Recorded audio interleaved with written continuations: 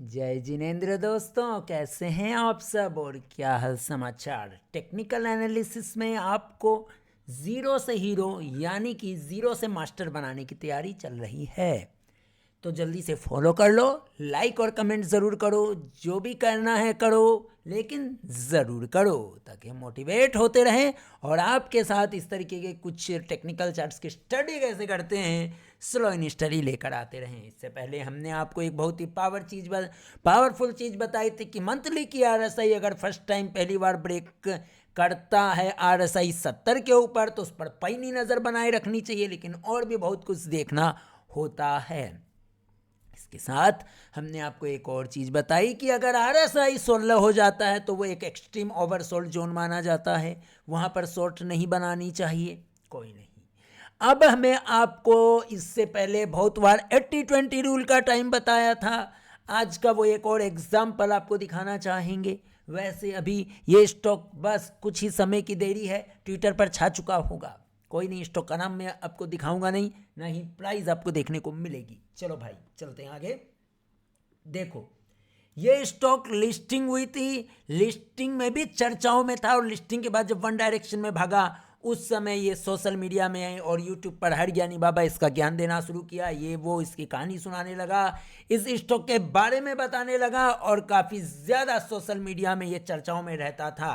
उसके बाद फिर इस एरिया पे ये स्टॉक सोशल मीडिया में खूब चर्चाओं में रहा और हर ट्विटर का ज्ञानी बाबा, हर यूट्यूब का, सोशल मीडिया का ज्ञानी बाबा इस स्टॉक के बारे में चर्चा कर रहा था। रिटेलर क्या करता है, रिटेलर को चर्चाओं में नजर आया, वो कूद जाता है।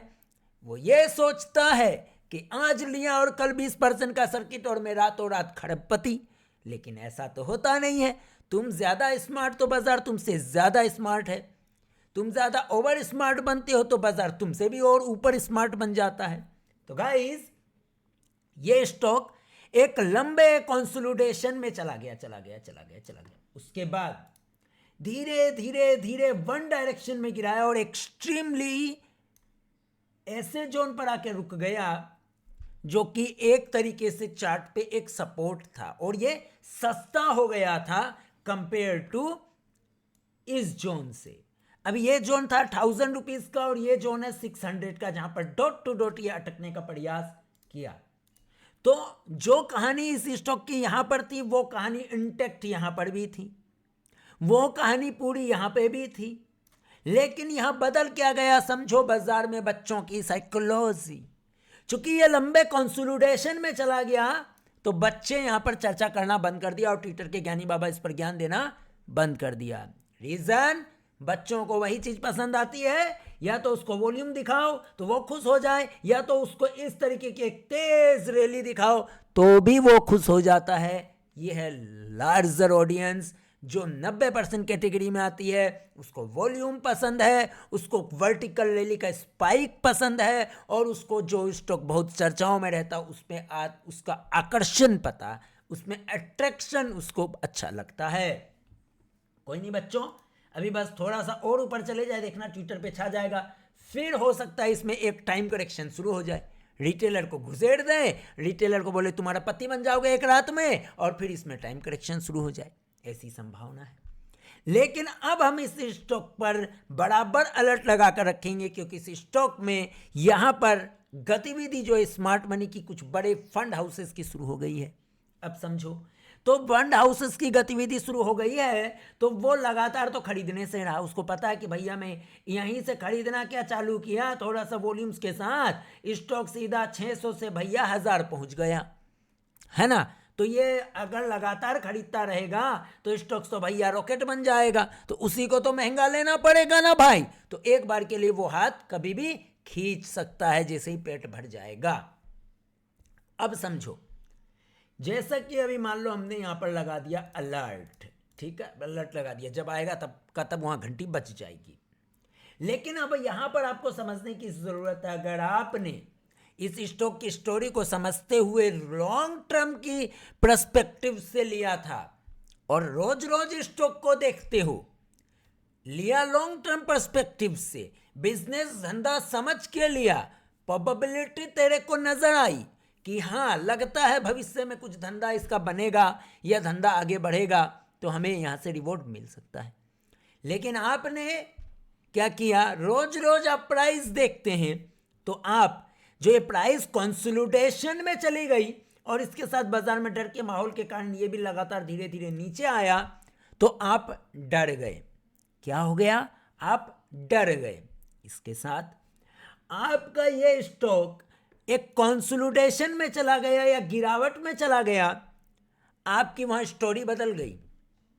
जब आप प्राइस मजबूती से ऊपर भागने की तैयारी करें तो आप कॉन्फिडेंस में रहते हो, और जैसे ही प्राइस इस तरीके से स्लो एंड स्टडी नीचे गिरती है आपकी सारी स्टडी धड़ी की धड़ी रह जाती है और आप डाउट करने लगते हो कि क्या कुछ तो गड़बड़ है दया। आप डाउट करने लगते हो दया कुछ तो गड़बड़ है और आप डर के मारे एग्जिट करते हो। इस कारण से कभी भी एक रिटेल निवेशक मल्टीबैगर तो छोड़ो 20-25-50% भी नहीं बना पाता है रिटर्न। स्टॉक पर बात कर रहा हूं मैं इंडिविजुअली, पोर्टफोलियो की नहीं भैया, ध्यान रखना, क्योंकि वो रोज रोज प्राइस को ट्रैक करता है और प्राइस अगर गिरने लगती है तो उस पर डाउट करता है। अपनी स्ट्रेटजी पे आया तो था बेचारा 3 साल के लिए, लेकिन 3 महीने में निकलकर भाग जाता है। बाजार 80-20 रूल को समझो, 80-20 रूल।